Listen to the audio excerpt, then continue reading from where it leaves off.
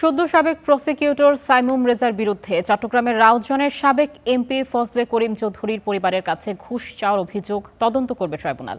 Chief prosecutor Aminul Islam জানান, 5 August পরবর্তী সব মামলার কার্যক্রমও তদন্ত করা হবে। মঙ্গলবার সকালে প্রসিকিউটরদের সঙ্গে বৈঠকে শেষে এসব কথা বলেন তিনি।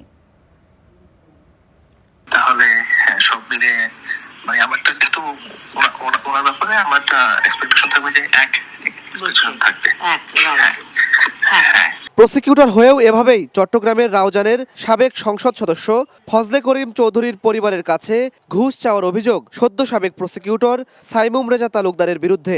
এখন সামনে যেটা করবে, আপনাদের মামলাটা নিয়ে তারেক আব্দুল্লাহ, মইনুল করিম আর নোমান এবং আমি এবং চিফ প্রসিকিউটর এবং জোহা সবাই একসাথে বসা হবে। তো তখন ওরা যদি বিপক্ষে বলবো, আমি পক্ষে বলবো। সেটা হচ্ছে আমাদের থেকে আমি পজিটিভ বলবো, ঠিক আছে? আচ্ছা, আশা করি রিজনেবলনেস উনি বুঝবে।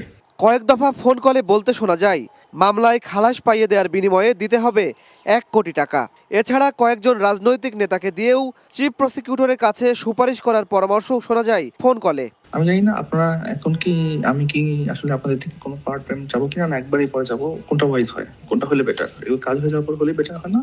আগে রেজাল্ট হোক। আমার তো ফাইন্যান্সেস আমার সাইড না ভাইয়া, সো তাহলে সব মিলে আমারটা যেহেতু ওনার ব্যাপারে আমার একটা এক্সপেকটেশন থাকবে যে এক এক্সপেকটেশন থাকবে। তারপরে সেটার মধ্যে এখন ভেঙে ভেঙে সেটা যেটা হোক, এখন ধরেন 10-20 এখন ভেঙে ভেঙে টাইম টু টাইম সেটা হইল। এ নিয়ে মঙ্গলবার প্রসিকিউটরদের সঙ্গে রুদ্ধদ্বার বৈঠকে বসেন চিফ প্রসিকিউটর আমিনুল ইসলাম। পরে সংবাদ সম্মেলনে চিফ প্রসিকিউটর জানান, প্রসিকিউটরের বিরুদ্ধে ঘুষ চাওয়ার অভিযোগ ওঠায় সংক্ষুব্ধ তিনি। এইরকম যদি কোনো বিষয় হয় তাহলে তো অবশ্যই আমাদের ট্রাইব্যুনাল নিয়ে প্রশ্ন উঠে, আমাদের ইমেজ সংকট হয়। এ সময় তিনি আরও জানান, এ ঘটনা সহ প্রসিকিউশনের অতীতের সকল কর্মকাণ্ড অভ্যন্তরীণ কমিটি গঠন করে তদন্ত করা হবে। যে অডিওটা আসছে যদি ফর্মাল এলিগেশন আমার কাছে নাও আসে, আমি ব্যক্তিগতভাবে আমার চিফ প্রসিকিউটরের কার্যালয় থেকে একটা আভ্যন্তরীণ তদন্ত আমরা করব। এদিকে অভিযুক্ত সদ্য সাবেক প্রসিকিউটর সাইমুম রেজা তালুকদারের সাথে মুঠোফোনে যোগাযোগ করা হলে তিনি দাবি করেন কল রেকর্ডগুলো সত্য নয়।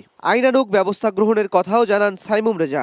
না, এটা ওনারাই বলতে পারবে ভালো, যে এটা ওনারা দাবি করতেছে যে কবে জানি এটা ওনারাই বলবে। এটা সম্পর্কে আমি জ্ঞাত না। আপনার সঙ্গে কি আর্থিক কোনো লেনদেনের কথা কি তাদের সঙ্গে হয়নি এই তো মামলা সংক্রান্ত? না, হয় নাই। আপনি আমার সবকিছু চেক করতে পারেন। আপনি আমার কাছে কোনো টাকা পয়সাও নাই। জুলাই অভ্যুত্থানে শহীদ ওয়াসিম হত্যা মামলায় গ্রেপ্তার হয়ে কারাগারে আছেন ফজলে করিম চৌধুরী।